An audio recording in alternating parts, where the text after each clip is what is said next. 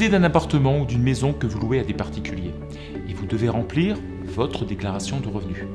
Vous avez le choix entre deux régimes, le régime du microfoncier ou le régime réel d'imposition. Lequel choisir?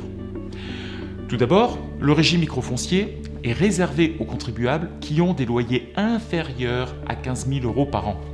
Seul le montant brut des recettes est indiqué dans la déclaration de revenus dite 2042. L'administration applique automatiquement un abattement de 30% sur le montant des loyers pour obtenir le revenu net. Comme vous le constatez, le régime microfoncier est très simple, mais il n'est pas forcément avantageux. Dans ce cas, vous pouvez demander à avoir vos revenus fonciers imposés au régime réel. Et il suffit pour cela de déclarer le revenu foncier à l'aide de la déclaration 2044 ou 2044 spéciale. Et dans ce cas, le régime réel doit être utilisé pendant un minimum de 3 années.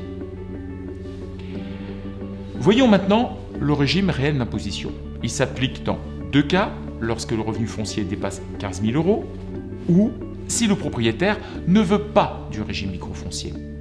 Dans le régime réel d'imposition, c'est vous qui déterminez votre revenu foncier net. Il sera égal à la différence entre d'une part les loyers réellement encaissés et d'autre part les charges réellement supportées. Nous attirons cependant votre attention sur la déductibilité de certaines charges.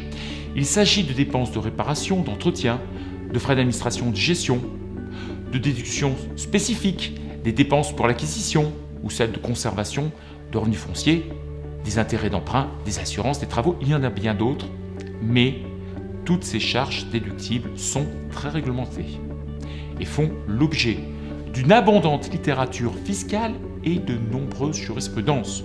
Nous invitons donc à bien regarder la nature de vos travaux avant de signer le bon de commande.